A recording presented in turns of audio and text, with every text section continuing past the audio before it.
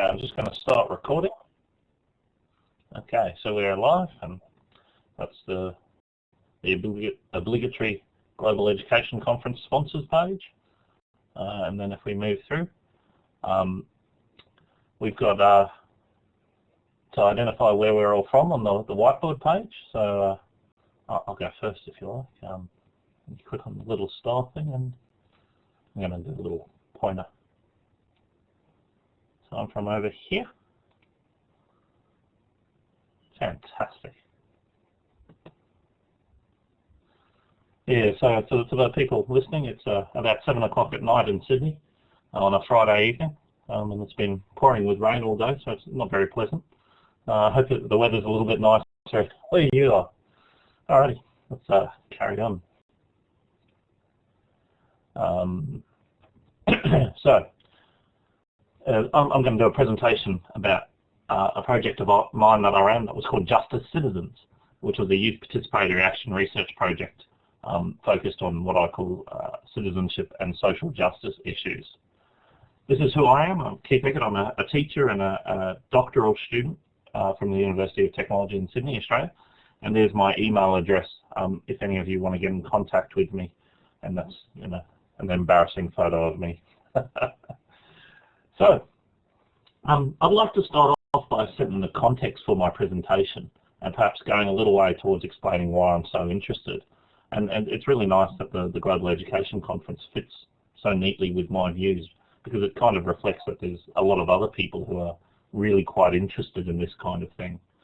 I've been a teacher for more than a decade now, and for as long as I've been a teacher, I've been interested in, you know, where do students have a chance to say something about their schools, their learning? Where is the student voice?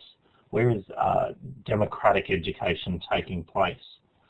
And you can see I've put a quote there where it says, an active and informed citizenry. It seems like there's a growing interest from educators like myself, from politicians, from policymakers, and even from students in how education contributes to the development of active citizens. In Australia, this is a quote from one of our national goals for schooling.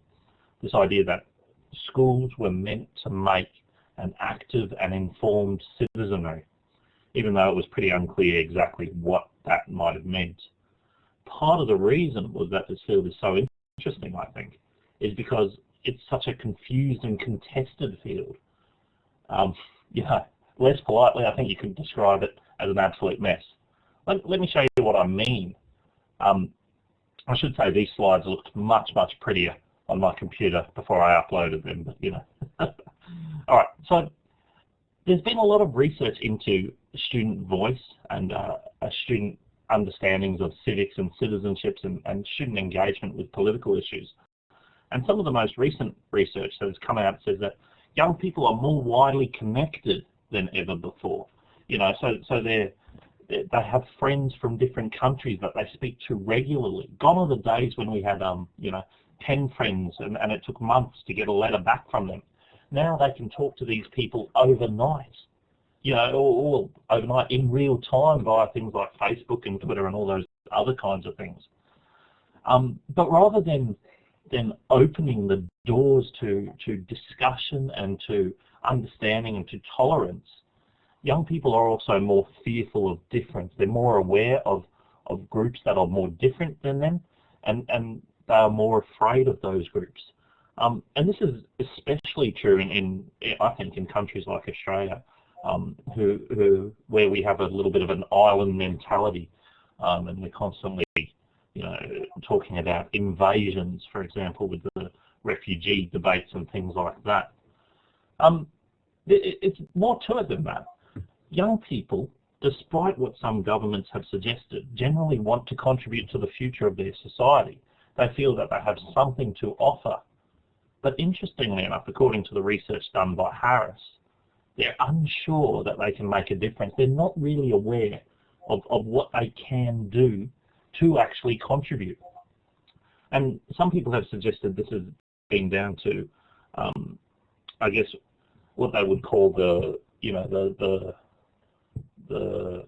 cotton wool generation of young people, where they don't have an opportunity to engage in activities because their parents feel that it's more dangerous. You know, and there's been a gradual disappearance of what are called public spaces, especially in Australia, you know, where young people could gather, and they're gradually being replaced by private spaces.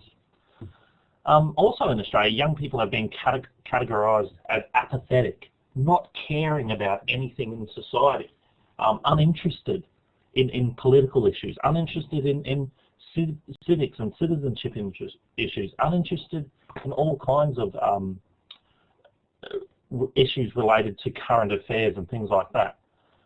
But under closer investigation, and this is from Eckersley's work, it's just related solely to Australian students, but I think it's probably applicable to students around the world. Young people are concerned about these issues. They're worried about things like war and poverty and social disharmony. You know, I spend a lot of my day talking to young people about these issues, and that's exactly what they say. But they're unsure where or how to participate, and I think this is a crucial issue. Another thing that's linked to it, another thing that I think is really quite interesting, is that young people don't see politicians and the political process as being able to solve these problems.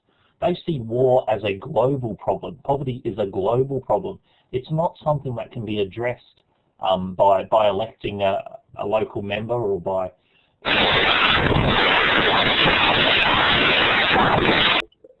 I'm sorry about that, people. Yeah, so I'll just try to pick up from where I was. I was just talking about Priscilla Alderson's work in 1999 exploring young people's attitudes towards education and democracy in schools.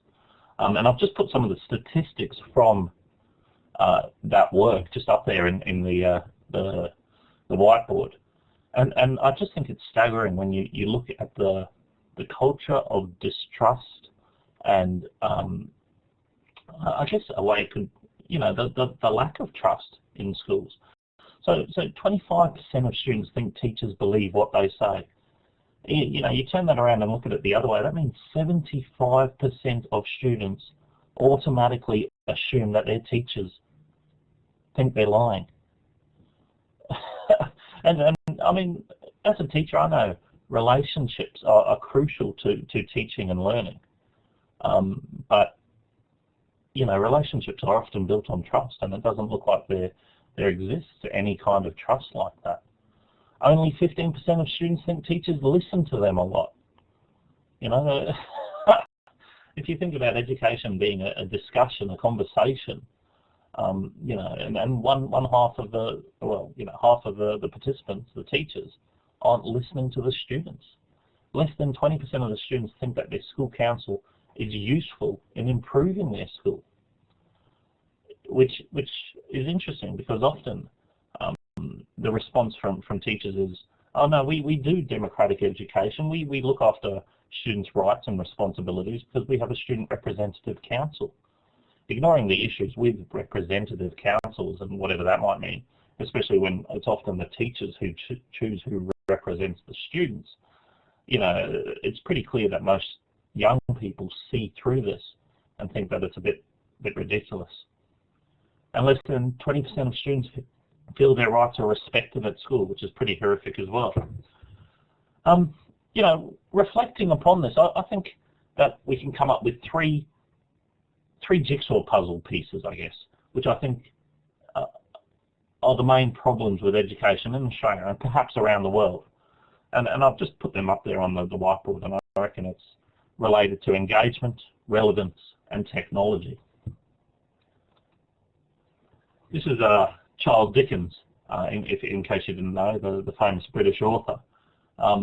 And I've put him up there because I think it's really interesting. Charles Dickens was a social commentator as much of an author, and he spent a lot of time talking about, you know, how dehumanizing the British education system was, and he created a fantastically memorable character in one of his novels called Gradgrind, who was the principal of a school, who was insistent upon students learning facts. They had to know everything relating to facts. And I think this is still, unfortunately, quite true. Too much of the curriculum in schools is based on these outdated models of knowledge and understanding. There's too much emphasis on remembering things. Not enough emphasis is placed on analysis or evaluation. Admittedly, we're not the Dickensian, not quite at the Dickensian model, but I ask you, how far have we travelled from the 1800s? Most schools still have bells. Students are still rigidly ordered and uniformed. They're told who to sit with, where to sit, when to eat, when to go to the toilet. Subjects are still divided arbitrarily into 50-minute or 60-minute blocks. Students still sit in rows, in silence for the most part.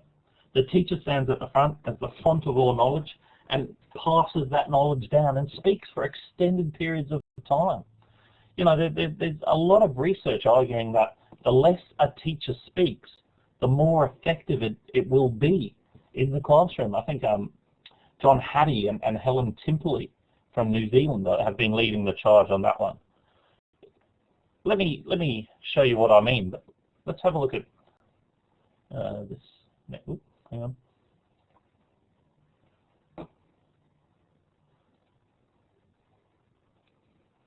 Just want to show you this next slide. In the top left-hand corner, we've got a picture from a school in 1930, and that was seen to be a state-of-the-art school back then. And in the bottom right-hand corner,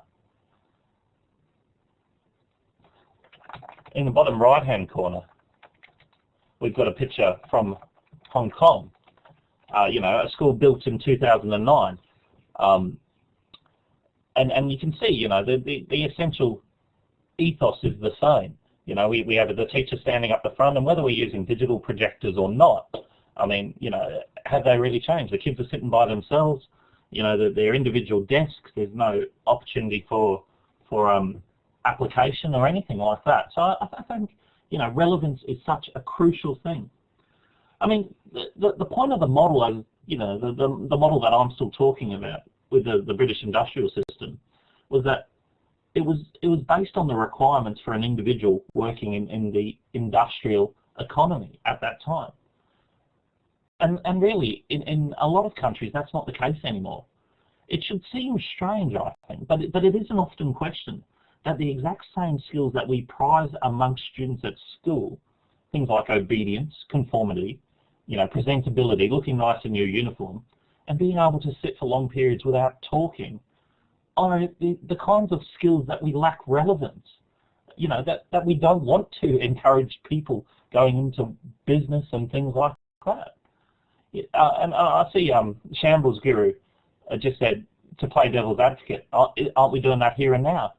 Well, yes, perhaps, but you Shambles Guru, you've just had the opportunity to argue, to feed back, and I think there's real potential. But that leads on to my third point, which is related to technology. But before we get to technology, I want to talk about engagement, because engagement is really, really important to me. I think the first thing that we have to do is acknowledge that the students today are fundamentally different to students 20 years ago. The pace of change in the 21st century continues to accelerate at an unthinkable pace. Not only are things changing more rapidly, but they're changing in ways that affect us fundamentally. Children today are different from children who grew up in the 60s, in the 70s, in the 80s. And I see Reba has thrown in there that we've the digital natives, and I think that's always an interesting argument, and it's certainly something worth exploring. What is meant by native, and I think that intuitive understanding that comes with it is really, really important. Sir Ken Robinson has done some fantastic stuff about the fact that we're living in the most intensely stimulating times in history. I read somewhere else that young people today are bombarded by more than 6,000 different images advertising things to them every single day, which is incredible. And so, is it any wonder that we as teachers struggle to keep their attention? especially if we're working in that kind of industrial model of education. It's hard to blame students for being less than enthused about Shakespeare or romantic poetry. In many ways, it's too far removed from their experience. And here's something that really troubles me. Why are some topics, like Shakespeare, like medieval history, seen as really privileged forms of information, but others aren't? You know, why did we decide that learning the poetry of William Butler Yeats, or, you know, World War I poetry of Wilfred Owen, why did we decide that was more important than studying hip-hop? You know, who decided that writing assessments was more important than making a film about them? Who said that, you know, looking up stuff on the internet's great, but actually, you know, it's far better to look at books. It's great to see that we've got a bit of discussion about the digital native things. We are the generation that invented the internet. Yeah, interesting. I'm not sure we can make that argument, though. You know, I think, you know, it's the difference between a very technical understanding and an intuitive understanding. You know, where are the discussions about what is important to young people? Where are the young people opportunities to contribute to their curriculum? You know, where do they get to be active in their learning? And I think that's important. But we're racing ahead, and people want to talk about natives and things like this. So everyone have a look at the slide that I've just put up there, because I think this slide is incredible. And if you know what it is, please don't spoil it for everyone else. But if you don't, I just want you to guess what it's telling you. The red diamonds are obviously data points, and you can see there's a bit of a trend, a downward trend, from close to $10 million in 1980 to less than 10 cents in 2010. So if you want to get on the chat and try to have a guess about what you think that's actually presenting, or what the data is showing there, I'd love to hear some ideas. I'll give you a minute to come up with something.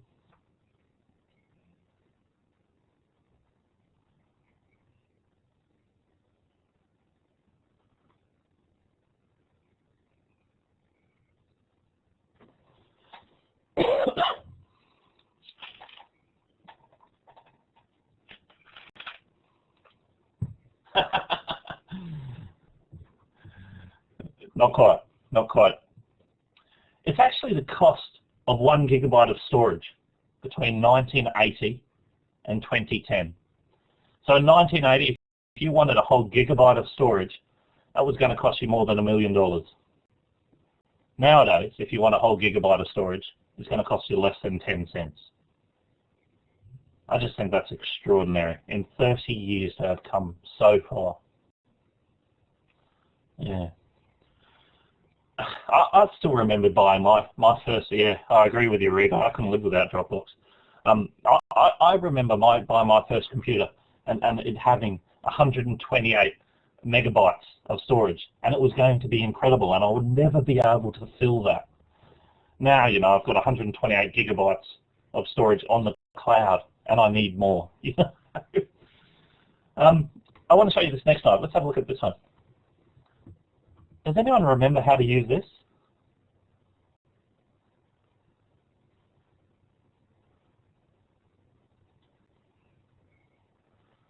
It's a slide rule, obviously, and I have to be honest. I only ever saw these when my parents had them, and I wouldn't have the slightest idea how to use this. But I think it's an interesting metaphor, because, you know, we talk about the changes in prices. I mean, you know, let's compare that and this. How have schools changed over time to recognise the fact that society has changed fundamentally? You know, the funniest thing that I heard is that there's now an app on the iPhone.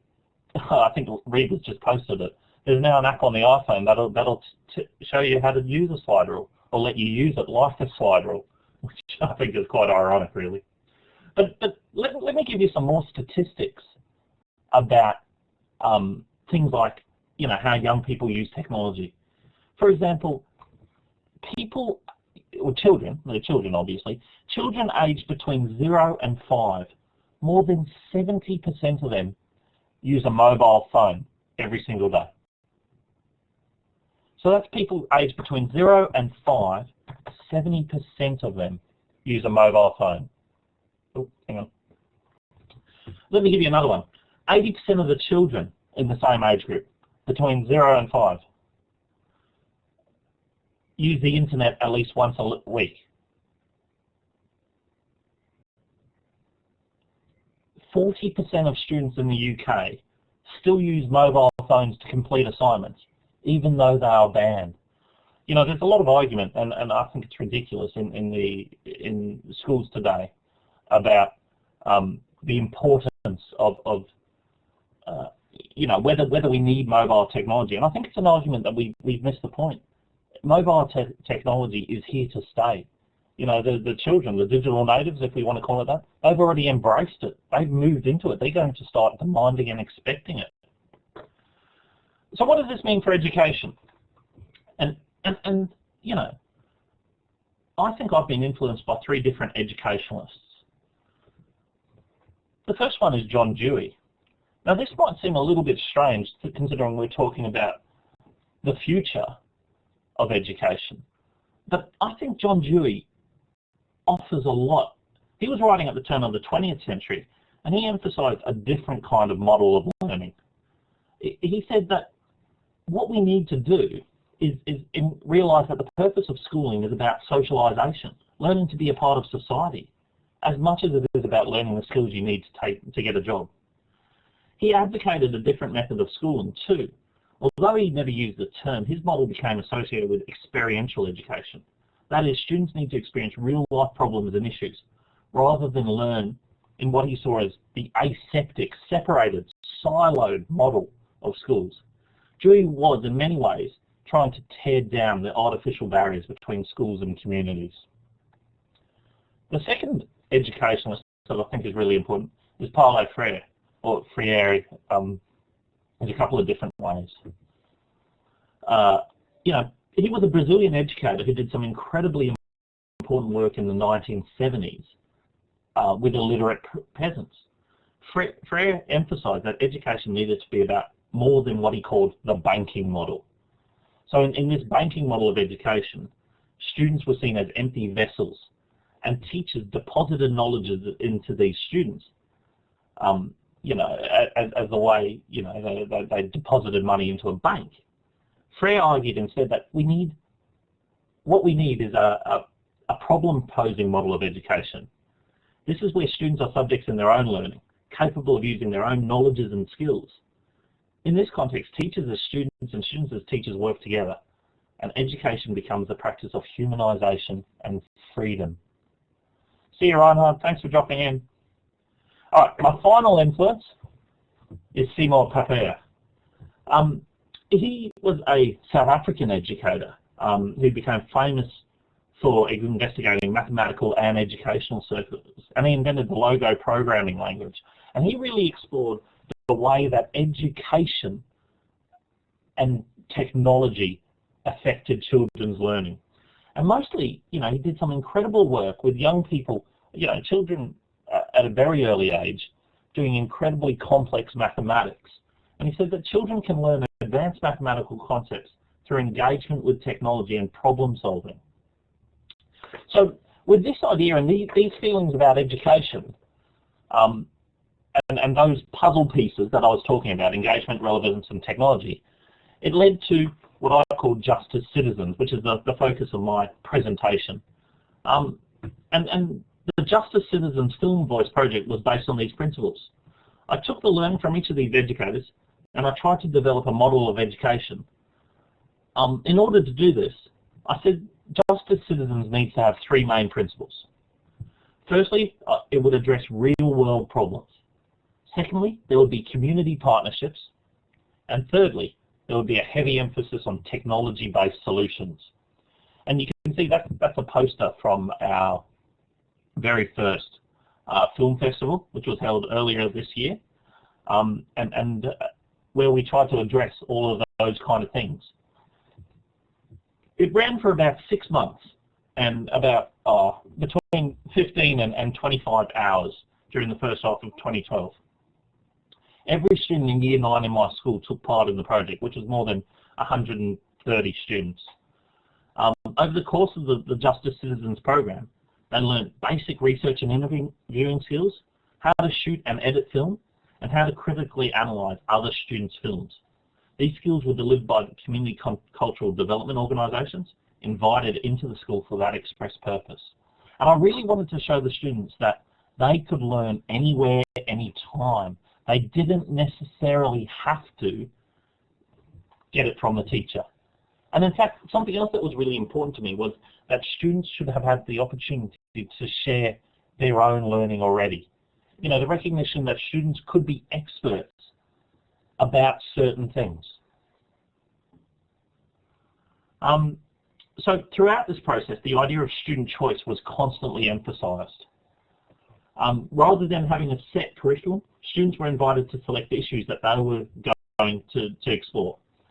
And it was incredible, the range of subjects that they chose. And I'll just show you that, and I'll come back to Shambles' questions about outcome and assessment, because I think that's really important.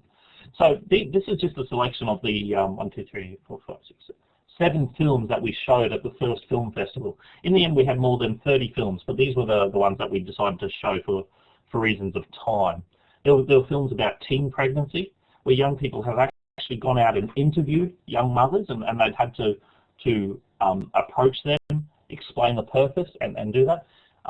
Penrith in Sydney, where I live, has an issue with racism and refugees, and they were both dealt with by students in what I would call a surprisingly mature and humanistic way. Bullying, as always, amongst young people is very popular. Pollution in the Nepean River, we have quite a large river called the Nepean River that is near where we live, and they were very concerned about water pollution and bank degradation. Local politics, racism, and school bags. School bags seem to be quite an interesting one, but the young people seem to feel that it was a real imposition on them that they had to have McCarthy-branded school bags. So they wrote films about, or they wrote and they produced films arguing why that shouldn't be the case. They haven't convinced the principal yet that that's the case, but still, I think it shows that this is what they felt was important. So the best 8 films were shown at the inaugural Justice Citizens Film Festival, and you can see that I had the poster there. And this event was held at a local neighbourhood centre, and it was introduced by the Federal Member of Parliament, and had more than 100 guests watch the films and discuss them with the filmmakers. And these films, the best films, are now up on the Facebook page and on YouTube, if you'd like to have a look at them. Now, the way I assessed it, I'll just pick up Shambles Guru's question. The way I assessed this was I wanted to explore, well, to be honest, there wasn't a rubric. There was no marking, there was no final grades, there was nothing like that. I thought it was far more interesting to find out what young people thought about it. And so the way it was assessed, if you can call it assessed, was young people wrote a reflective journal throughout the course, a blog. We used Blogger because we're a Google Apps for Education school.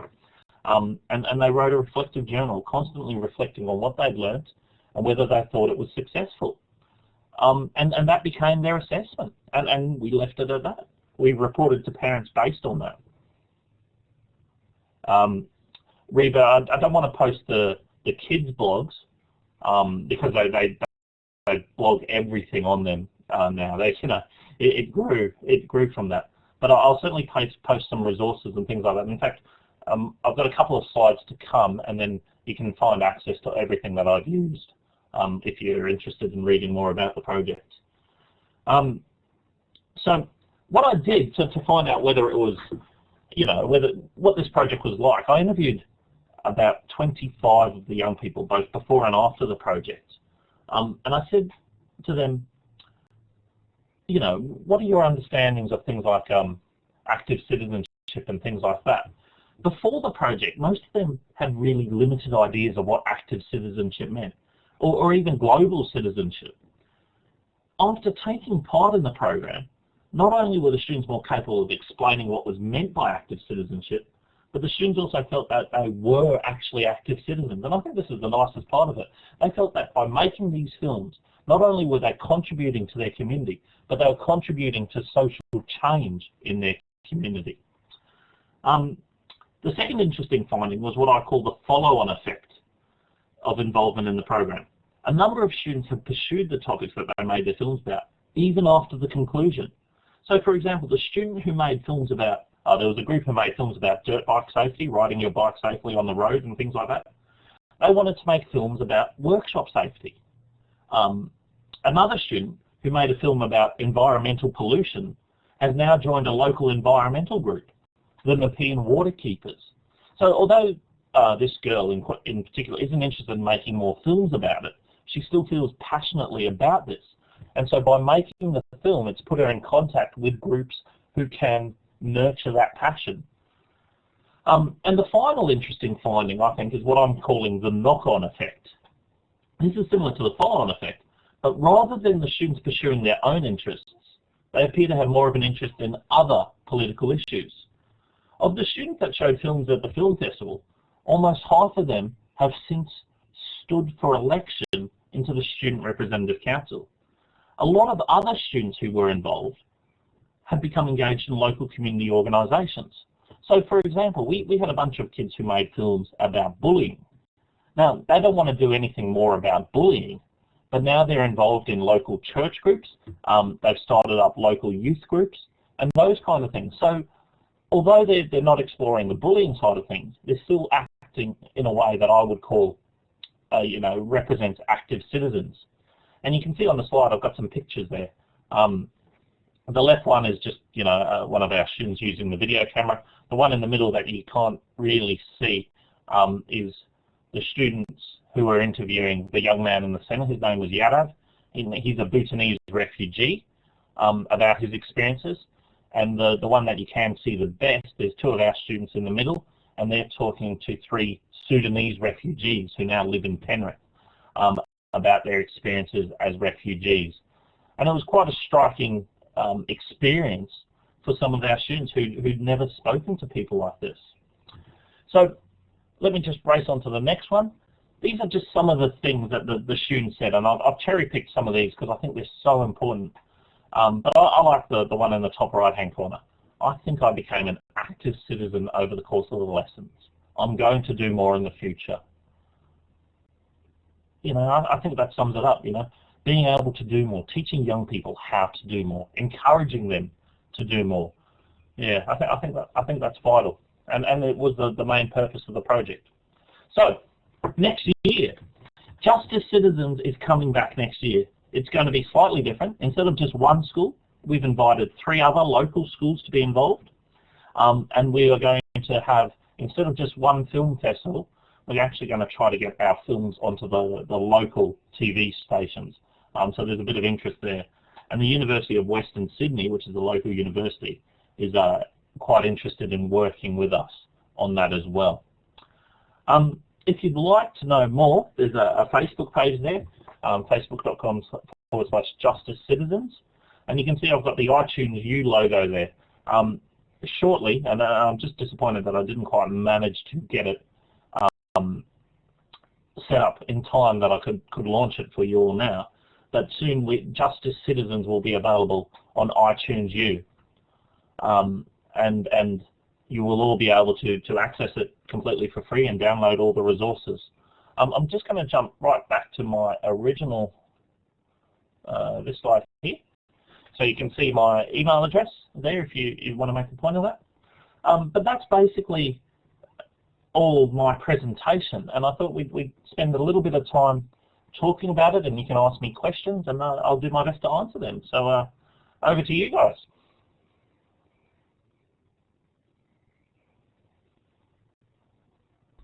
Keith, your slides haven't been keeping sync with what you've been saying. You need to tick the little box up the top of the page of the slide thing that says follow.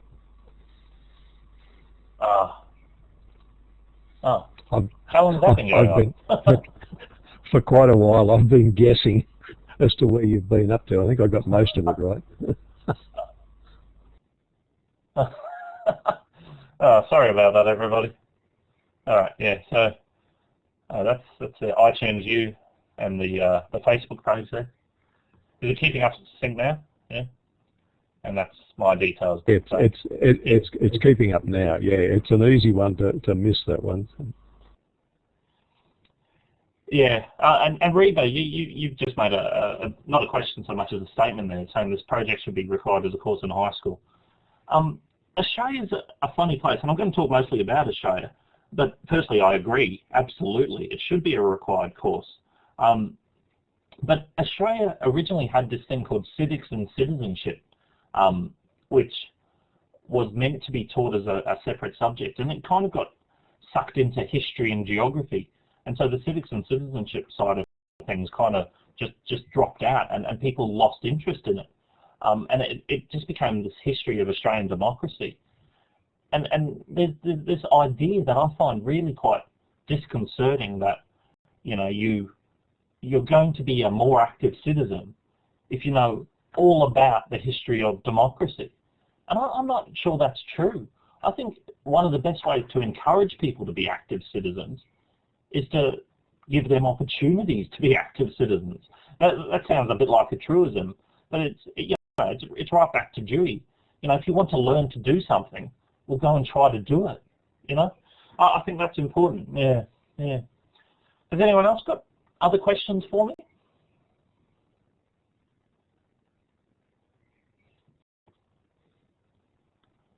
Yeah. And it's really interesting what you said there, Reba, about living in isolation from the world and that kind of thing. Because even with all these incredible powers of technology, and they are incredible, it does seem that sometimes that they serve to isolate rather than to provide opportunities. And I think Alka Singh agrees with you. Yeah, I mean, how do we use technology to build connections? You can look at it from a social capital kind of perspective, and you can talk about, you know, this idea that education should allow us to build networks and bridges between societies, and education does, but only if we mindfully, purposefully give opportunities to do that. You know, the Global Education Conference, where we're all sitting, people from all around the world, talking about this kind of thing, is a fantastic example of that kind of mindful, purposeful engagement to build connections between different parts of the world. But often, you know, teachers don't do that. Yeah, I agree. Yeah. You mentioned Alvin Toffler's book, and I agree with you about that Keith. But there's another book. I can't remember the authors. Just give me a moment; it'll come to me. But it's Teaching as a Subversive Activity, which was a fantastic book about, you know, subversive as in challenging, you know, the dominant societal structures.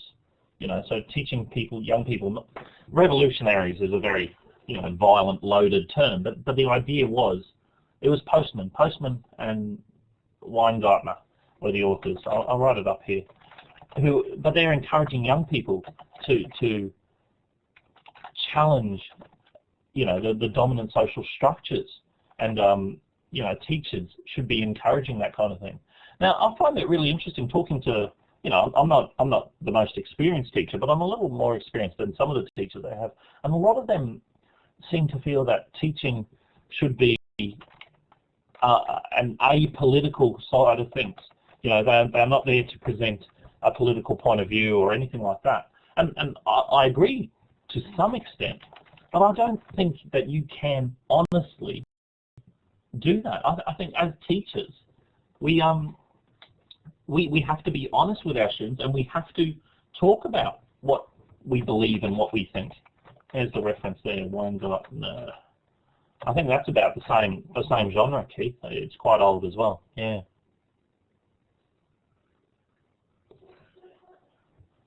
Okay.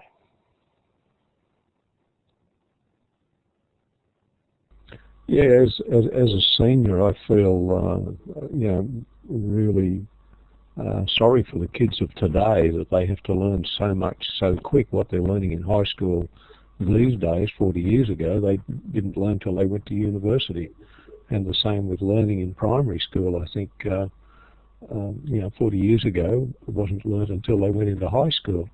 And the technology there, and then you've got the TV in their face all the time saying, wear this, do that, and you'll be this sort of cool dude, is coming up in the whole time. So, yeah, I've got a lot of sympathy for them, really. You mentioned the idea of older teachers insisting on learning past history and stuff like that. I think that's the same thing that goes on in general population in conversation, where people like to talk about what they've achieved in their life or in their day, rather than being more interested in talking about what somebody is going to achieve tomorrow. Yeah, yeah, yeah, yeah. I think, a lot of, well, not that long ago, maybe a decade, maybe a decade and a half ago, there was a lot of talk about, are teachers going to be, the jobs that disappear in the future? As we move into the future, into the 21st century, are we going to need to lose teachers? Are teachers going to become irrelevant? And the more I work in education, and I study education, and I think deeply about it, I think the role of the teacher is still always going to be fundamental, regardless of technology. And the way the teacher operates will naturally change, and that's important to recognise. But yeah, the role that the teacher plays is vital. Learning is, in whatever sense, a human activity, and it needs to be facilitated. And Reba's just put it up there. Yeah, exactly what I'm trying to say. Teachers need to facilitate that learning. Yeah, yeah. Yeah, I spent some time in the industrial area and power stations training people there, and I often wished that there was an RS-232 port on their head that you could just plug straight into and just port the knowledge straight across to them. But that's just not possible. But I do believe that a teacher, the role of a teacher is one of a leader in showing people the path to learn a bit more, to learn about this information, that information. I don't believe that the teacher will die out.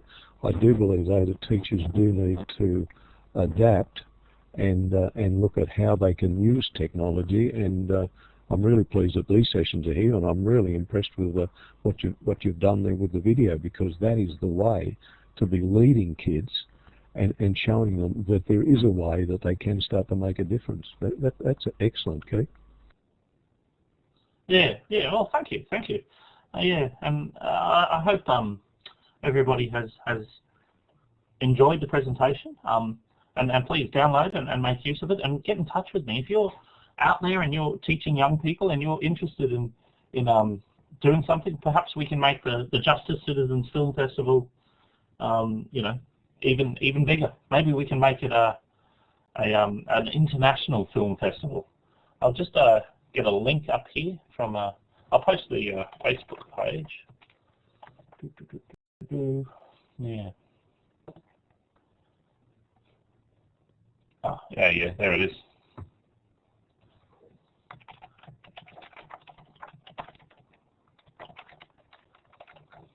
Yeah, but we'll be kicking off again in January, which will be bigger and better, and hopefully even more exciting. And I'd love to have some international, or even in Australia, some contributors and some participants and some partners.